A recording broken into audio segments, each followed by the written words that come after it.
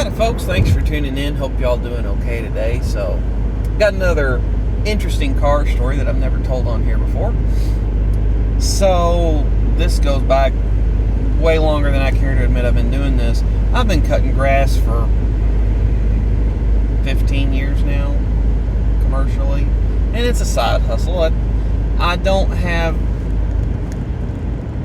grown it into an only source of income, and I've done that for a couple summers, and I've had a winter job to fall back on. But I enjoy cutting grass. I don't enjoy the headaches that come with it.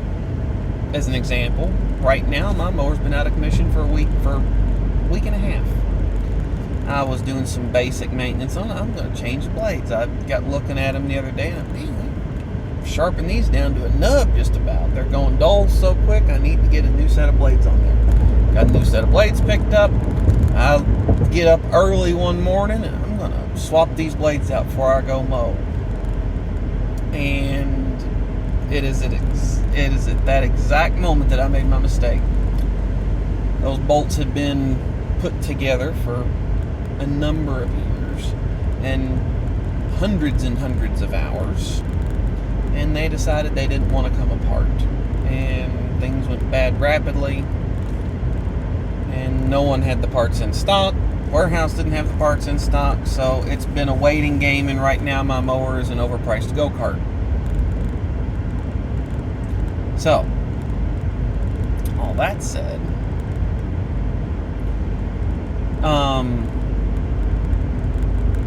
one of my customers years ago had this bright yellow, I think it was competition yellow, I might be getting the color wrong, I don't know, bright yellow, target top, C4, LT4, 94, all sorts of fours here, Corvette. Sharp car. And it always sat in the same spot. It was under a cover. Like one time I was over there and he comes outside to pay me when I get done. An older gentleman, he had, I forget what I think he might have had a stroke or something. Fully recovered mentally, no problems, but he had issues using half his body, a little bit low strength, and so he had a real hard time getting out of it. So it did a lot of setting under a car cover or in the garage. We did a lot of setting. And one time he goes, man, I need to sell that. You want to buy that car? I go, I'd love to, but I'm too young to be buying something like that because my insurance company would love me a lot for it. And I turned him down initially, but, I had to go peeking around and investigate. And sure enough, I could have swung the payment on it, no problem. This was before they had bottomed out all the way, so it was still... Sorry about that, I got a text, folks.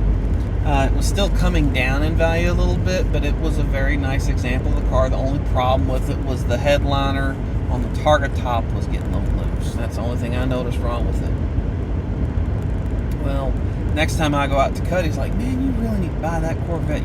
That'd be a great date car. I'm like, I ain't got no date. He's like, it'd be a good car to get you a date. And I go, well, I can't argue that, but I just can't afford it. He goes, let's go for a drive anyway. I hadn't driven that thing in forever. He had this car like 5-8 years and put 1,500 miles on it. And I'm like, good grief, you need to drive this thing. He goes, I know, that's why we're going to go out for a drive.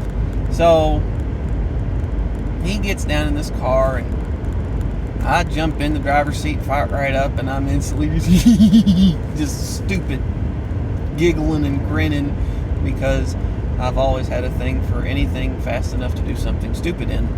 And that would do a lot of stupid things fast. So, well, good.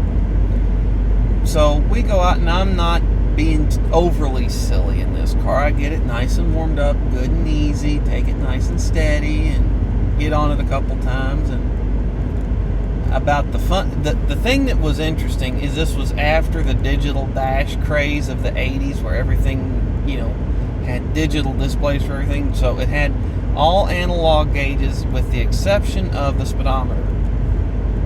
And so, this guy's an older retired gentleman. I'm not trying to scare him.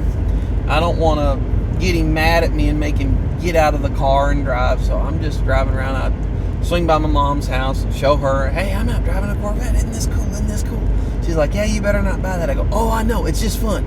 So we get heading back to his place. Well, there's a small civil aviation airport.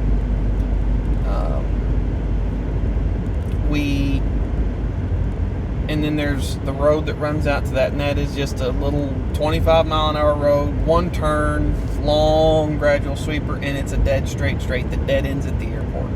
It goes past, at the time, exactly nothing. Well, parallel to that, there's another road, has the same kind of gradual turn. There's one or two hills in it, and it goes parallel to the airport. It goes a little further back, and you end up kind of beside the runway, and there's like one or two factories back there. That's about it. So I go down there, I do the speed limit the whole way down this little 25-mile-an-hour road. It's like a mile, 2 miles long to get back to this final factory. And he goes, you gonna burn the tires off this thing? I go, no, these tires are expensive. I know, I bought my share of them. These are your tires, I'm not gonna burn your tires off. He's like, oh, I know what you're gonna do. I go, yeah. So we get down there, we turn around nice and slow. I get lined up good and straight, and I give it the boot, and away we go.